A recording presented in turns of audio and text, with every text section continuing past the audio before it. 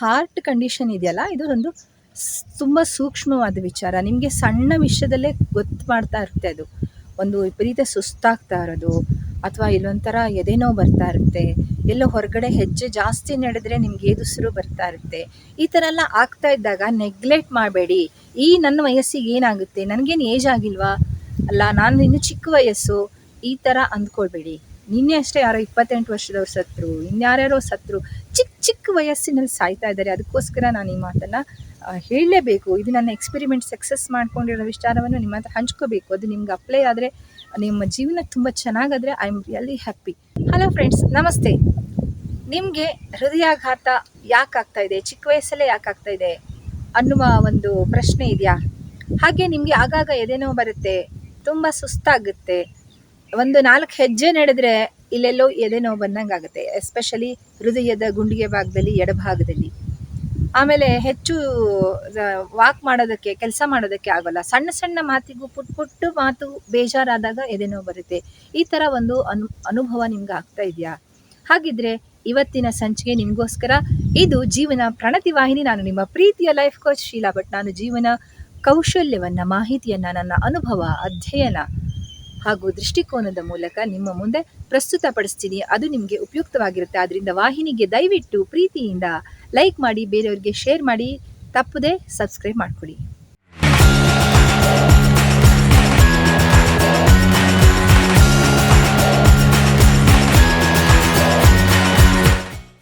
Friends, ನಿಮಗೆ ಗೊತ್ತಾ, ನಾನು ಕೂಡ ಹೃದಯದ ಒಂದು ದೊಡ್ಡ ಸಮಸ್ಯೆಯಿಂದ ನರಳುತ್ತಾ ಇದ್ದೆ.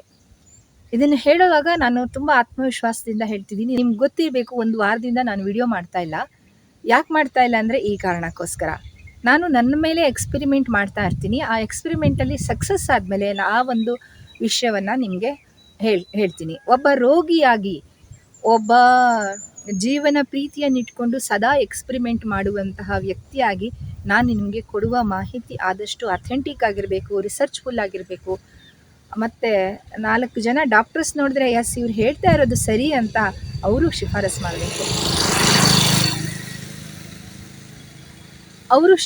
ಮಾಡಬೇಕು. ಆ ಥರ ಆದ ಮಾಹಿತಿಯನ್ನು ನಾನು ನಿಮಗೆ ಇಲ್ಲಿ ಕೊಡ್ತೀನಿ. ಫ್ರೆಂಡ್ಸ್, ನನಗೆ ಇತ್ತೀಚೆಗೆ ಒಂದು 3-4 ವರ್ಷಗಳ ಇತ್ತೀಚೆಗೆ ಒಂದು ಅನುಭವ ಆಯಿತು. ನಮ್ಮ ತಂದೆ ಊರಿಂದ ಬಂದಿದ್ದರು. ಅವ್ರು ಯಾವುದೋ ಒಂದು ಮಾತಲ್ಲಿ ಏನೋ ತುಂಬ ನನಗೆ ಹರ್ಟ್ ಮಾಡಿಬಿಟ್ರು. ಆ ಹರ್ಟಿನಾಗಿ ತುಂಬ ಎದೆನೋವು ಅಂದರೆ ಎದ್ದೇಳೋಕ್ಕೆ ಆಗ್ತಾಯಿಲ್ಲ, ನನಗೆ ಹೆಜ್ಜೆ ಇಡೋಕ್ಕಾಗ್ತಾಯಿಲ್ಲ. ಸೊ ನಾನು ವೈದ್ಯಕೀಯವಾಗಿ ಸ್ವಲ್ಪ ತಿಳ್ಕೊಂಡಿರೋದ್ರಿಂದ ನನಗೆ ಗೊತ್ತಾಯಿತು ಇದು ಸರಿಯಾಗಿಲ್ಲ ಅಂತ. ಹೆಜ್ಜೆ ಇಟ್ಟು ಬೇರೆ ಪಕ್ಕದ ಮನೆಗೆ ಹೋಗಿರೋದು, ಅಲ್ಲಿಂದ ನನಗೆ ಮನೆಗೆ ಬರೋಕ್ಕಾಗಲಿಲ್ಲ, ಅಷ್ಟು ಎದೆನೋಯ್ತಾ ಇತ್ತು. ಸೊ ನಾನೇನು ಮಾಡಿದೆ, ಕಂಪ್ಲೀಟಾಗಿ 2 ಡೇಸ್ ಮಗನ ಇಟ್ಕೊಂಡು ಅವನಿಗೂ ಸ್ಕೂಲಿಗೆ ಕಳಿಸ್ಲಿಲ್ಲ, ನಾನು ಏನೂ ಕೆಲಸ ಮಾಡ್ದಲೇ ಫುಲ್ ಬೆಡ್ ರೆಸ್ಟ್ ಮಾಡಿದೆ. ಆಮೇಲೆ ನಿಧಾನಕ್ಕೆ ಸರಿ ಹೋಯಿತು. ಸ್ಟಿಲ್ ನನಗೆ ವಾಕಿಂಗ್ ಮಾಡೋದಾಗಲಿ, ಜಾಸ್ತಿ ಸ್ಟ್ರೆಸ್ ತಗೊಳ್ಳೋದಕ್ಕಾಗಲಿ ಆಗಲಿಲ್ಲ. ಇಂಥ ಸಂದರ್ಭದಲ್ಲಿ ಒನ್ ಫೈನ್ ಡೇ ನನಗೆ ಅನ್ನಿಸ್ತು, ನಾನೀಗ ಏನೋ something is problem with me ಅಂತ. ಯಾಕೆಂದರೆ ನನಗೆ ಇಲ್ಲಿ ಮೈಸೂರಲ್ಲಿ ಈ ಮೆಡಿಕಲ್ ಫೆಸಿಲಿಟೀಸ್ ಸ್ವಲ್ಪ ಕಾಸ್ಟ್ಲಿ. ಅಂದರೆ ಎಸ್ಪೆಷಲಿ ಈ ಡಯಾಗ್ನೋಸಿಸ್ ಏನಂತಾರೆ, ರಕ್ತ ಪರೀಕ್ಷೆ, ಮೂತ್ರ ಪರೀಕ್ಷೆ, ಇಂಥವೆಲ್ಲ ಸ್ವಲ್ಪ ಕಾಸ್ಟ್ಲಿ ಕಂಪ್ಯಾರಿಟಿವ್ಲಿ ಬೆಂಗಳೂರಲ್ಲೇ 1-1.5 ಸಾವಿರ ಮುಗಿಸಿದ್ರೆ ಇಲ್ಲಿ 5,000ವರೆಗೆ ಹೋಗುತ್ತೆ, 5-6 ಸಾವಿರವರೆಗೆ ಹೋಗುತ್ತೆ. ಸೊ ಹಾಗಾಗಿ ನನಗಿಲ್ಲ ಅದನ್ನು ಮಾಡ್ಸೋಕ್ಕಾಗಲಿಲ್ಲ. ಸೊ ಇಂಥ ಟೈಮಲ್ಲಿ ಏನು ಮಾಡೋದು, ನನಗೆ ಗೊತ್ತಿದೆ ಏನಾಗ್ತಿದೆ ಅಂತ, but I can't afford it. ಅಂಥ ಸಂದರ್ಭದಲ್ಲಿ ನಾನು ಆಲ್ಮೋಸ್ಟು ಕೆಲಸಗಳನ್ನೆಲ್ಲ ಬಿಟ್ಟೆ ಕಂಪ್ಲೀಟ್ ರೆಸ್ಟಲ್ಲಿದೆ. ಸ್ವಲ್ಪ ಮನಸ್ಸಿಗೆಲ್ಲ ಎಲ್ಲವನ್ನೂ ತೆಗೆದುಕೊಳ್ಳೋದು ಕಡಿಮೆ ಮಾಡಿದೆ. ಸೊ ಈ ಥರ ಮಾಡ್ಕೊಂಡು ಹೇಗೆ ಮಾಡ್ತಾಯಿದ್ದೆ. ಲಾಸ್ಟ್ ಇಯರು ನಮ್ಮ ಮನೆಯವ್ರಿಗೆ ಹುಷಾರು ತಪ್ಪಿತು. ಹಿ ವಾಸ್ ಸೀರಿಯಸ್ಲಿ ಇಲ್ ಆ್ಯಂಡ್ ಅಡ್ಮಿಟೆಡ್ ಟು ಇದೇ ನಿನ್ನೆ ನೀವು ಆ ಸಂಚಿಕೆ ನೋಡಿದರೆ ಗೊತ್ತಾಗುತ್ತೆ, ನಿರ್ಮಲಾ ಹಾಸ್ಪಿಟ್ಲಿಗೆ ಅಡ್ಮಿಟ್ ಮಾಡಿದ್ವಿ. ಸೊ ಅದೆಲ್ಲ ಆಯಿತು. ಅವ್ರನ್ನೂ ಹೇಗೋ ಒಂದು ನೋಡಿಕೊಂಡು ಮನೆಗೆ ಬಂದು. ಸೊ ಈ ಥರ ಹಾರ್ಟ್ ಕಂಡೀಷನ್ ಇದೆಯಲ್ಲ, ಇದು ಒಂದು ತುಂಬ ಸೂಕ್ಷ್ಮವಾದ ವಿಚಾರ. ನಿಮಗೆ ಸಣ್ಣ ವಿಷಯದಲ್ಲೇ ಗೊತ್ತು ಮಾಡ್ತಾ ಇರುತ್ತೆ. ಅದು ಒಂದು ವಿಪರೀತ ಸುಸ್ತಾಗ್ತಾ ಇರೋದು, ಅಥವಾ ಇಲ್ಲೊಂಥರ ಎದೆನೋವು ಬರ್ತಾ ಇರುತ್ತೆ, ಎಲ್ಲೋ ಹೊರಗಡೆ ಹೆಜ್ಜೆ ಜಾಸ್ತಿ ನಡೆದ್ರೆ ನಿಮ್ಗೆ ಏದುಸಿರು ಬರ್ತಾ ಇರುತ್ತೆ. ಈ ಥರ ಎಲ್ಲ ಆಗ್ತಾ ಇದ್ದಾಗ ನೆಗ್ಲೆಕ್ಟ್ ಮಾಡಬೇಡಿ.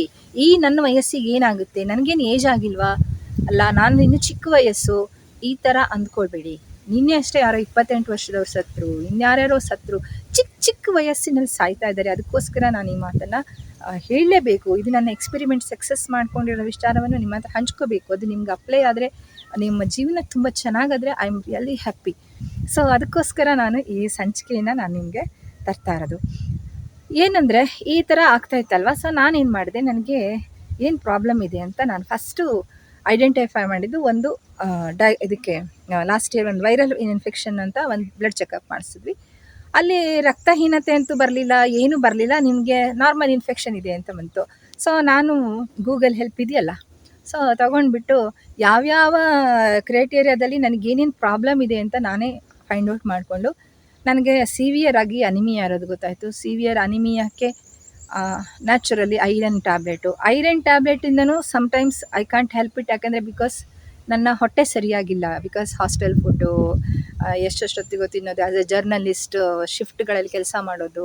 ಸೊ ತುಂಬ ಪ್ರಾಬ್ಲಮ್ಮಿಂದ ನನಗೆ ಆ ಥರ ಆಗಿದೆ ಅಂತ ನನಗೆ ಗೊತ್ತಿತ್ತು. ಸೊ ನಾನು ಹೊಟ್ಟೆ ಕಡೆ ಗಮನ ಮಾಡಿಸಿದೆ. ಪ್ರೀಬಯೋಟಿಕ್ಸು, ಪ್ರೋಬಯೋಟಿಕ್ಸು ಮತ್ತು ಈ ಥರ ಎಲ್ಲ ಹೊಟ್ಟೆ ಸರಿ ಮಾಡ್ಕೊಳ್ಳೋಂಥದ್ದೆಲ್ಲ ಮಾಡಿದೆ, ಚೆನ್ನಾಗಿ ನಿದ್ದೆ ಮಾಡುವಂಥದ್ದು. ಅದಕ್ಕೆ ಇನ್ನೊಂದು ದಿವಸ ಮಾಡ್ತೀನಿ ಸಂಚಿಕೆನ, ಹೊಟ್ಟೆ ಚೆನ್ನಾಗಿ ಇಟ್ಕೊಳ್ಳೋದ್ರ ಬಗ್ಗೆ. ಸೊ ಈ ಥರ ಆದಾಗ ಐರನ್ನನ್ನು ತಗೋಬೇಕು.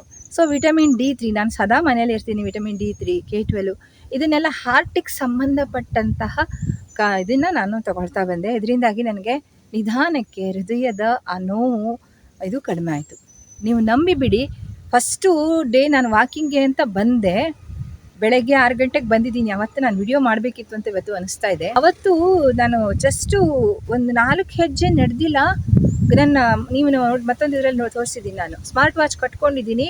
ಹೃದಯ ಬಡ್ಕೋತಾ ಇದೆ, ಬೀಪಿಂಗ್ ಆಗ್ತಾ ಇದೆ. 156, 170 ಈ ಥರ ಬೀಪ್ ಆಗ್ತಾ ಇದೆ. ಸೊ ಇಮ್ಮಿಡಿಯೇಟಾಗಿ ಸ್ಟಾಪ್ ಮಾಡಿ ಮನೆಗೆ ಹೋಗಿ ರೆಸ್ಟ್ ತೊಗೊಂಡ್ಬಿಟ್ಟೆ. ಸುಮ್ಮನೆ ಕಂಪ್ಲೀಟ್ ರೆಸ್ಟ್, ಮೊಬೈಲ್ ನೋಡಿಕೊಂಡು ಸುಮ್ಮನೆ ಬಿಂಗೆ ವಾಚಿಂಗ್ ಮಾಡ್ಕೊಂಡು ಏನೋ ಮಾಡ್ಕೊಂಡು ಸುಮ್ಮನೆ ಆಗಿಬಿಟ್ಟೆ. ಸೊ ಒನ್ ಮೂಮೆಂಟಲ್ಲಿ ಈಗ ಡಿಸೈಡ್ ಮಾಡಿದೆ, ಎಸ್ ನನಗೆ ಇದು ಸೀರಿಯಸ್ ಕಂಡೀಷನ್ನು, ವಯಸ್ಸಾದವರು, ಕಾಯಿಲೆ ಇರೋರು ಎಲ್ಲರಿಗಿಂತ ಮೊದಲು ನಾನೇ ಹೋಗ್ಬಿಡ್ಬೋದು ಅಂತ ಭಯ ಶುರುವಾಯಿತು. ಸೊ ಆ ಮೂಮೆಂಟಲ್ಲಿ ನಾನು vitamin D3, K12, B12, especially B12 ನಮಗೆ ನಮ್ಮ ವೆಜಿಟೇರಿಯನ್ ಇದರಲ್ಲಿ ಇರೋದೇ ಇಲ್ಲ. ಮತ್ತು ಕರಳಿನ ಪ್ರಾಬ್ಲಮ್ ಇರೋರಿಗೆ ಅಬ್ಸರ್ವೇಷನ್ ಸರಿಯಾಗೋದಿಲ್ಲ. ಈ ಥರ ಎಲ್ಲ ಸಮಸ್ಯೆ ಇದ್ದಾಗ ಹೇಗೆ ನೀವು ಫೇಸ್ ಮಾಡೋದು ಅಂದರೆ, ಈ ಥರ ನೀವು ಸರಿಯಾಗಿ ಡಾಕ್ಟ್ರ್ ಹತ್ರ ಹೋಗಿ ಕೂತು ಮಾತಾಡಿ. ತುಂಬ ಸರಿ ಏನು ಮಾಡ್ತಾರೆ, ಡಾಕ್ಟರ್ಸೇ ಸರಿಯಾಗಿ ಡಯಾಗ್ನೋಸ್ ಮಾಡಲ್ಲ, ಗೈಡ್ ಮಾಡಲ್ಲ. ಅಂಥ ಸಂದರ್ಭದಲ್ಲಿ ನೀವೇನು ಮಾಡಬೇಕು, ನೀವು ಹೃದಯದ ಮಾತನ್ನು, ನಿಮ್ಮ ದೇಹದ ಮಾತನ್ನು ಕೇಳಿಸ್ಕೋಬೇಕು. ಇವಾಗ ಕೇಳಿಸಿಕೊಂಡಾಗ ನಿಮ್ಗೆ ಗೊತ್ತಾಗುತ್ತೆ ನೀವು ಮಾಡ್ತಾ ಇರೋದು ಸರಿನಾ ತಪ್ಪಾ ಅಂತ. ಸೊ ಹಾಗೆ ನಿಮ್ಮ ಹತ್ರ ಒಳ್ಳೆಯ ಔಷಧಿ ಅಂಗಡಿ ಹತ್ರ ಹೋಗಿ ನಿಮ್ಗೆ ಈ ಥರ ಆಗಿದೆ, ಅಥವಾ ನಿಮ್ಮ ಡಾಕ್ಟ್ರ್ ಹತ್ರ ಹೋಗಿ ಈ ಥರ ಆಗಿದೆ ಅಂತ ಹೇಳಿ ಅವ್ರ ಹತ್ರ ಸರಿಯಾದ ಮಾಹಿತಿಯನ್ನು ಕೊಟ್ಟು. ತುಂಬ ಸಾರಿ ಏನಾಗುತ್ತೆ ಗೊತ್ತಾ, ಈ ಹೃದಯ ಅಂದ ತಕ್ಷಣ ಆ್ಯಂಜಿಯೋಗ್ರಾಮು, ಆಮೇಲೆ ECG ತುಂಬ ಇದನ್ನು ಬರೆದ್ಬಿಡ್ತಾರೆ. ಈವನ್ ಅಪ್ಪರ್ ಮಿಡ್ಲ್ ಕ್ಲಾಸ್ ಅವ್ರು ಕೂಡ ಅಫೋರ್ಡ್ ಮಾಡೋಕ್ಕಾಗಲ್ಲ. ಸೊ ನಾನು ಆ ಥರ ಮಾಡಿದ್ಮೇಲೆ ಈಗ ನಿನ್ನೆ 8,500 ಸ್ಟೆಪ್ಸ್ನ ಆರಾಮಾಗಿ ಹಾಕಿದೆ. ಸ್ಟಿಲ್ ನಾನು ಬೆಳಗ್ಗೆ ಎದ್ದು ರೆಡಿ ಆಗಿಬಿಟ್ಟು ಇದಕ್ಕೆ ಹೋಗ್ತಾ ಇದ್ದೀನಿ, ಇಲ್ಲಿಗೆ ನಿರ್ಮಲಾ ಹಾಸ್ಪಿಟ್ಲ್ ಅದೊಂದು ಫಂಕ್ಷನಿಗೆ ಹೋಗಿ ಬರ್ತಿದ್ದೀನಿ. ಇದೆಲ್ಲ ನನಗೆ ಮಾಡೋಕ್ಕೆ ಆಗ್ತಿದ್ದಿಲ್ಲ. ಸೊ ಒಂದು ಕೆಲಸ ಮಾಡಿದ್ರೆ 4 ಸಾರಿ ಮನ್ಕೊಬೇಕು ಅನ್ನುವ ಸಿಚುವೇಷನಲ್ಲಿ ಇದ್ದವಳು ಇವಾಗ ಮತ್ತೆ ಎದ್ದು ಕೂತಿದ್ದೀನಿ ಅಂದರೆ because of self awareness, study, learning and applying. ನೀವು ಸುಮ್ಮನೆ ಎಲ್ಲ ನೋಡ್ಕೊಂಡು ಇದು ಮಾಡಿದ್ರೆ ಆಗಿಲ್ಲ, ಅದನ್ನು ಅಪ್ಲೈ ಮಾಡ್ಕೋಬೇಕು ಜೀವನದಲ್ಲಿ. ಅಳವಡಿಸ್ಕೊಳ್ತಾ ನಿಮ್ಮ ಜೀವನ ಸಂತೋಷವಾಗಿರೋದ್ರ ಕಡೆ ನೀವು ಗಮನ ಹರಿಸ್ಬೇಕು. ಸುಮ್ಮನೆ ಬೇರೆಯವ್ರ ಬಗ್ಗೆ ತಲೆ ಕೆಡಿಸ್ಕೊಳ್ಳೋದು, ಬೇರೆಯವ್ರ ಮಾತು ಬಗ್ಗೆ ತಲೆ ಕೆಡಿಸ್ಕೊಳ್ಳೋದು, ಅಥವಾ ಇನ್ನೇನೋ ಆಯಿತು ಅಂತ ಸೆಲ್ಫ್ ಪಿಟಿ ಮಾಡ್ಕೊಳ್ಳೋದು, ಇದೆಲ್ಲ ಪರಿಹಾರ ಅಲ್ವೇ ಇಲ್ಲ. ಅದ್ರ ಬದಲು ನಾವು ಚೆನ್ನಾಗಾಗಬೇಕಾ, ನಮಗೇನು ಸಮಸ್ಯೆ ಇದೆ ಅದನ್ನು ಅರ್ಥ ಮಾಡಿಕೊಂಡು ಅದಕ್ಕೆ ಸರಿಯಾದ ಒಂದು ದಾರಿಯನ್ನು ಹುಡುಕಿಕೊಳ್ಳೋದು ಬಹಳ ಮುಖ್ಯ. ಆ ರೀತಿ ನಿಮ್ಮ ಹೃದಯ ಚೆನ್ನಾಗಿ ಆಗಲಿ, ನೀವೆಲ್ಲ ತುಂಬ ಚೆನ್ನಾಗಿ ತುಂಬ ವರ್ಷ ಬದುಕಲಿ ಅನ್ನುವ ಆಸೆಯಿಂದ ಈ ಸಣ್ಣ ನನ್ನ ಅನುಭವ, ಮಾಹಿತಿ, ಹೇಳ್ತಾರಲ್ಲ ಆತ್ಮಬಲ ಇದ್ದು ಮಾತಾಡಬೇಕು ಅಂತ. ಸೊ ನಾನು ಆತ್ಮಬಲ ಇದ್ದು ಇವತ್ತು ನಿಮಗೆ ಹೇಳ್ತಾ ಇರೋದು. ಯಾಕಂದರೆ ಹೃದಯ ಬಹಳ ಮುಖ್ಯ. ಹೃದಯ ಯಾವ ಮೂಮೆಂಟಿಗೆ ಸ್ಟಾಪ್ ಆಗಿಬಿಡುತ್ತೆ ಯಾರಿಗೂ ಗೊತ್ತಿಲ್ಲ, ಆದರೆ ನಮ್ಮ ಪ್ರಯತ್ನ ನಾವು ಬಿಡ್ಕೊಡ್ದು. ಸೊ ಈ ಮಾತನ್ನು ಹೇಳ್ತಾ ಇವತ್ತಿನ ಈ ಸಂಚಿಕೆಯನ್ನು ಮುಗಿಸ್ತಾ ಇದ್ದೀನಿ. ನಾಳೆ ಮಾನಸಿಕ ಆರೋಗ್ಯದ ಬಗ್ಗೆ ಮತ್ತೊಂದು ವಿಷಯದೊಂದಿಗೆ ಬರ್ತೀನಿ. ನಿಮಗೆಲ್ಲ ಒಳ್ಳೆಯದಾಗಲಿ. ತಪ್ಪದೆ ವಾಹಿನಿಗೆ ಲೈಕ್ ಮಾಡಿ, ಬೇರೆಯವರಿಗೆ ಶೇರ್ ಮಾಡಿ, ಸಬ್ಸ್ಕ್ರೈಬ್ ಮಾಡ್ಕೊಳ್ಳೋದಕ್ಕೆ ಮರಿಬೇಡಿ. ನಮಸ್ಕಾರ.